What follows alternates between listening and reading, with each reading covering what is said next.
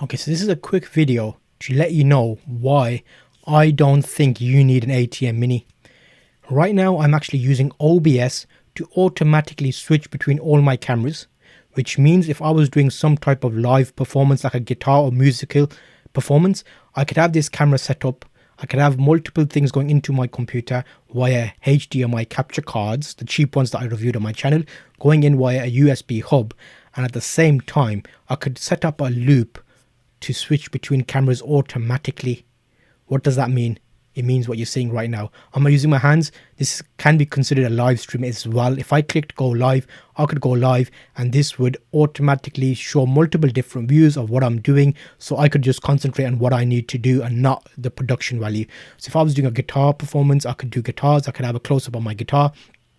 These cameras I have set up are all HDMI capture cards. So the up down view, which you should see in a second, that front is a DSLR, but this top down view, that camera is a HDMI capture card, 2 HDMI capture cards into my USB hub, which is connected to my computer. All of that probably costs HDMI capture cards £20, £20, £40.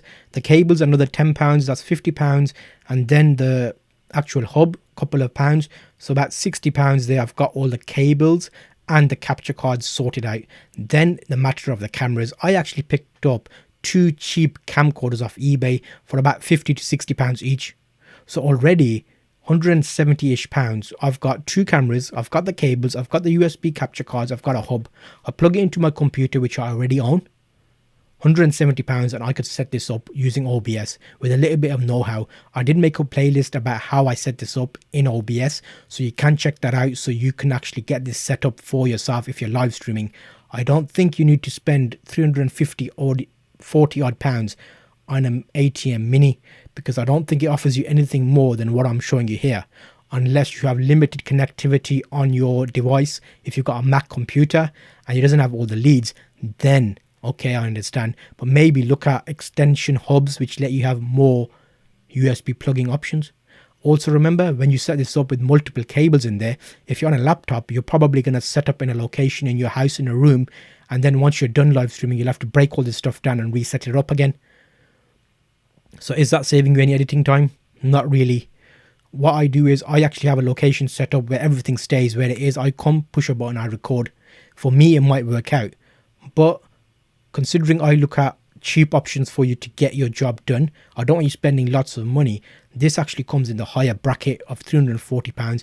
You could set up maybe a 4-camera live stream if you use budget cameras like I show you on my channel, with capture cards, with USB functionality, and make your live stream have multiple angles. You could show different things on your screen. You could have, you can even use mics in there, as in USB mics, which are options I've looked at. So this is more of like an overview about the ATM Mini. I've done some videos about what the ATM Mini actually is to explain it in a basic way, but looking at it, the more I look at it, the more I seem to think it's not something that would be handy for my workflow. There may be a case where you're using it for a specific purpose, so I'll be interested to hear from you what you're using it for and how it actually saves you time. Because I've seen a few comments on my channel about it, and I'm not convinced that actually it's a good way of going down the route to get multiple cameras captured. If you already own the cameras, okay, that's understandable. If you have to buy the whole kit, I wouldn't really go down that route. I'll go down a different route, which is what I do my channel about. I basically try and get you using your existing equipment or even old photography equipment to live stream and get the best from your existing gear. So that all said, what do you think of the ATM Mini? Also, there's a few other options out there. The Pro, which has multiple more HDMI capture cards as well. Let me show you a few different scenarios. I'll link you to this playlist where I'm talking more about the ATM Mini overall to find out what is it all about.